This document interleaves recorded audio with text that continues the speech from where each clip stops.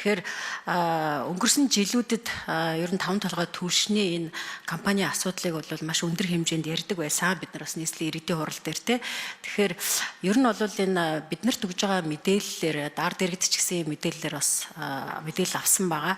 Энэ 5 толгой түлш компани анхны одоо 2018 онд ашиглалтанд оруулж байхдаа хийсэн энэ технологийн одоо алдаа гарсан гэдэг ийм ойлголтыг бид нарт өгсөн. Тийм учраас эхний жилдээ 2018 онд бол шахмал түлшиндээ бол ард иргэд маань Улаанбаатар хотын иргэд маань маш одоо баяртай байсан шүү дээ тий. За түүнээс хойш нэг тийм хөхөрлөг янз янзын эсэлцсэн ийм одоо хорт утаа одоо хайж байна. За дээрэс нь утаа бол нэг хэсэг утаагүй байжгаад одоо иргэд утаатай болчлоо гэсэн ийм зүйлүүд яригддаг. Тэгэхээр энэ 5 толгой түлш компани энэ технологид алдаа гарсан гэдэг дээр та бүхэн санал нэгддэггүй. Энэ хэрвээ алдаа гарсан бол 2018 оноос хойш 19 оноос хойш энэ технологийн алдаан дээр засвар одоо шинжилэл хийгдсэн үү гэсэн нэгдүгээр асуулт юм байна.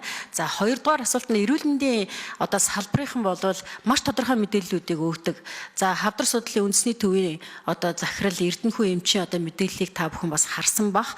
Ер нь одоо Улаанбаатар хотын иргэд энэ Монгол улсын энэ утаагүй түлшний энэ технологийн гормын алдаанаас шалтгаалсан агаарын бохирдлоос үүдэлтэй одоо илэгний шин төрлийн одоо ийм утааслагдсан вирус зөвхөн Монгол хүнд Улаанбаатар хотын иргэдэд одоо илрээд байна гэсэн ийм мэдээлэл явдаг. Тэгэхээр энэ мэдээлэлд нэг эцсийн байдлаар хариу өгөх хүн байна уу? За 3 дахь асуулт өнөөдөр Улаанбаатар хотод нэг 205 мянган одоо гэр хорооллын айл өрх байгаа. Энэ айл өрхүүдэд анх одоо бас энэ шахмал түлшийг худалдаалахдаа хөнгөлөлтөө үнээр худалдаалж ирсэн тийм. Тэр үйлдвэрлэлийн одоо 1 тонны технологиос хамаагүй одоо хямдралтай үнээр худалдаалж ирсэн. Яг л одоо нөө эрчим хүчний салбарын өнөөдөр реформ хийхээ явж хад одоо захиргаанаа 280 төгрөгөөр үйлдвэрлээд нэг иргэддээ 130-аар өгдөг шиг ийм одоо алдагдaltaй ийм одоо борлуулалт явагдаж байгаа гэж ингэж ойлгож байгаа. Тэгэхээр Улаанбаатар хотын одоо захиргаанд энэ 5 толгой түлш компани өртөө юутай үдэг одоо шилжиж атсан байгаа. Тэгэхээр та бүхэн энэ үр төлбөрийн асуудлыг яаж шийдэх гэж байна? Энэ жил одоо энэ шахмал түлшээ ард иргэдэд хэдэн төгрөгөөр борлуулах гэж байгаа. Хэдэн төгрөгийн өртөгтөө одоо хийгдсэн одоо шахмал түлшээ хэдэн төгрөгөөр бас нэг хөнгөлөлтөө үнээр тухайн үед одоо ковидын үеэр зарж исэн шиг энэ үнээрээ борлуулах гэж байна уу гэсэн ийм асуулт байна. За тэгээд тадруулъя. 5 толгой түлш компанид гүйцэтгэх зэрэглэлийн өр гүйцэтгэгч Лав Өсрэн. За энэ жилийн үед бол нийслэлийн хэрэглэгчдэд 5 толгой түлш компани сайн түлшийг нийлүүлэхээр 24-өөс 25 оны үйлчлэлийн бэлтгэл ажлыг 5 толгой түлш компани бүрэн хангаад өнөөдөр үйлдвэрийн 5 шугам дээр нийтдээ хоногтоо 2500 тонн түлш үйлдвэрлэж байна. За яг өнөөдрийн байдлаар 82 мянган тонн бэлэн бүтээгдэхүүний нөөцтэй байгаа. За үйлдвэрлэлийн түүхийн үндсэн түүхийн үед болох огож баяжуулсан нур суяа нийтлэн 200 мянган тонны нөөцтэй үйлдвэрлэл хэвийн ажиллаж байгаа. За хөнгөлт үнийн хувьд бол үн тарифын хувьд бол энэ жилийн хувьд 3750 төгрөгөөр борлуулалт хийж байгаа. Энэ үнийн үн тарифт бол өөрчлөлт орохгүй. За технологи юутай холбоотой асуудлаар манай ерөнхий технологич үлзээд хариулж байна. За 5 толгой түлш компани 2019 оноос хойш өнөөдрийн хүртэл одоо бүтээгдэхүүн үйлдвэрлэлийн түүхийд материалда огтхонж өөрчлөлт оруулаагүй байгаа.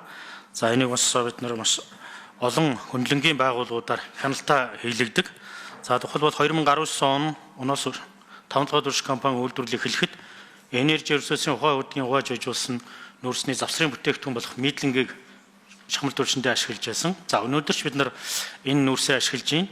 За нийт шахмал түлшний 95% бол энэ нүүрс эзэлдэг.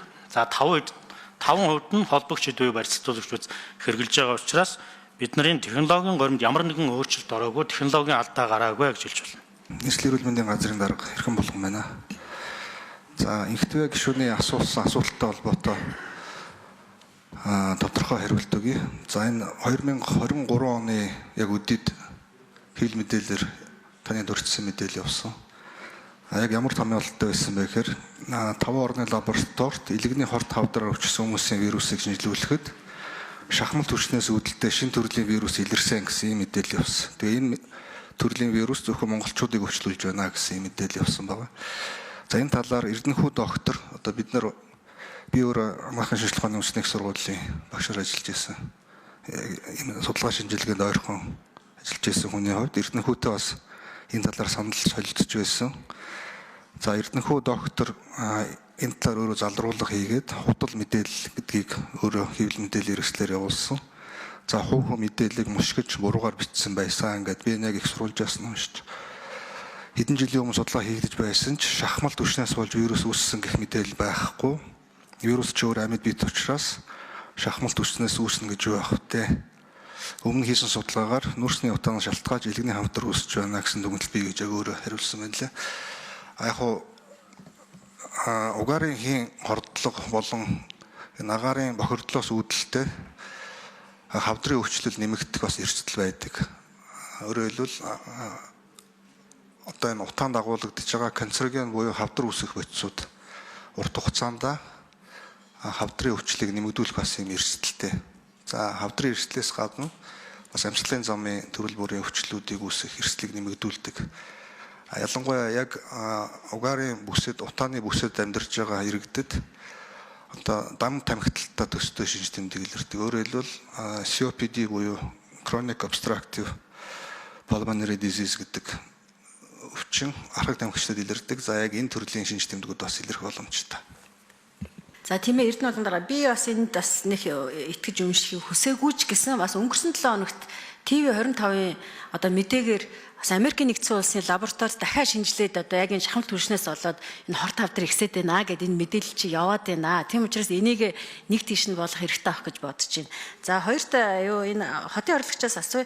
Энэ 5 толгой түвш бол засгийн газрын хуралдааны шийдвэрээр их өртөө ширтэйгээр одоо энэ хотын захиргаанд очсон байгаа. Тэгэхээр хичнээн төгрөгийн өртөө та нар одоо яаж энэ үйлдвэрийг ашигтай ажилуулах гэж байна. Одоо энэ өрт ширийг одоо яаж төлөх юм? Дараа нь одоо яг л одоо энэ эрчим хүчний асуудал дээр болоод байгаа шиг л арт түмний нуруунд дээр өөрүүлдэг одоо нэг ийм том асуудал болохыг гэж бас сэрэмжлүүлж байна. За бас нэг тэр баруун зүүн хоёр үйлдвэр байсан. Ягаад нэг үйлдвэрийг хаацсан юм бэ? Одоо зөвхөн одоо зүүн үйлдвэр ажиллаад ах шиг байна тийм үү? Тэгээ зүүн үйлдвэрээрээ одоо бүхэл энэ хэрэгцээг хангаж чадчих байгаа юм уу? Тийм ээ, өнгөрсөн хугацаанд энэ 5 жилийн хугацаанд бид нэр баруун бүсийн үйлдвэр, за 2 дугаар цэцлэгийн станцын дэх байгаа төвийн үйлдвэр, зүүн үйлдвэргээд 3 үйлдвэрийн 20 шугамар жилдээ 540 орчим мянган тонн шахмал түвш үйлдвэрлэж нийслэлийн хэрэглэгч, гэр ороолын хэрэглэгчдийг шахмал түвшээр хангаж ирсэн. Ингээд холбогдох байгууллагууд за мөн одоо манай төлөөлөл өдөр тогтсон засгийн газар нийслэл гэдэг энэ холбогдох байгууллагуудаас чиглэл өгсөний дагуу байгаль орчны яам гэдэг холбогдох байгууллагуудаас чиглэл өгсөний дагуу мөн компани ашигт үйл ажиллагааг нэмэгдүүлэх зорилтын өрөөнд бид төвийн болон зүүн бүсийн үйлдвэрлэлийн бүтээгдэхүүн үйлдвэрлэлийн хүчин чадлаа 4 дахин нэмэгдүүлж ингэснээр өнөөдөр зөвхөн 5 шугамар энэ нийслэлийн хэрэглэгчдийг хангах ийм боловсролд хүрээд ажиллаж байгаа. Тийм учраас баруун бүсийн үйлдвэр бол бүрэн хаасан хадагтай баруун бүсийн үйлдвэр дээр нэг цагийг бол бас болзошгүй үед тийм үү гинтийн одоо шаардлагатай үед ажилуулах ийм одоо байр сууриас нөөцт бол бэлэн байлгаж байгаа. 5 шугамаараа бол бүрэн хангаж чадж байгаа. За 5 толгой түвш бол 1.3 их найдын үр төлбөртэй байгаа. За ер нь бол цаашид яаж авч явах юм бэ гэдэг асуулт асуусан. За үүн дээр бол ер нь бол сайжруулсан түвшний үйлдвэрлэлийг бид нэр тодорхой үе шаттайгаар жил болгон бууруул. Яагаад гэвэл сайжруулсан түвш үйлдвэрлэгч гэдэг чинь өөрөө гэр оролт байгаа нөгөө яндангийн асуудал. Тэгэхээр биднээс эцсийн зорилго бол нүүрс төлдөг байх. Тэгээд би түрүүн хэлжсэн энэ үйл бид нэр 20 мянган айлын орон сууцны төслийг яаралтай эхлүүлнэ, инженерийн бэлтгэлийг хангаж байна гэдэг. Тэгэхээр биднээс бол ойрын хугацаанд бол эцсийн зорилго бол бид нар жил болгон үе шаттайгаар бол бууруулна. Менежментийн шатнд одоо юу явж байгааг бол одоо өнөөдөр аудит оруулах чинь бид нар 5 толгой бүтцийн одоо бүтэц зохион байгуулалтыг авч үзэж байна. Ингэж байгаа бид нар үе шаттайгаар ойрын хугацаанд дээр бас менежмент үйлдвэрлэлийн технологи дээр одоо ямар хэмжээний сайжруулалтууд хийж болохоор байна гэдэг бол дөнгөж ажил руугаа ороод явж байна. Урт хугацаанд бол бууруулна. Жилд түрүү хэлсэн 540 мянган тонн орчим сайжруулсан нүс гаргаж байгаа. Үүнээс зүгээр урдсан байдлаа зүгээр ингээд тооцоолоод үзэхэд нэг 80-аас 100 мянган орчим бас Улаанбаатараас гараад яваад байгаа гэсэн үзүүлэлт урдсан судалгаа гарч байгаа. Үүн дээр бид нэр бас тодорхой хэмжээний сайжрын төсвийг Улаанбаатараас гаргахгүй байх, сайжруулсан төсний үйлдвэрлэлийг бууруулах тал дээр бол урт хугацаанд ажиллаж байгаа. Богино хугацааны менежмент бол түрүү хариулчлаа.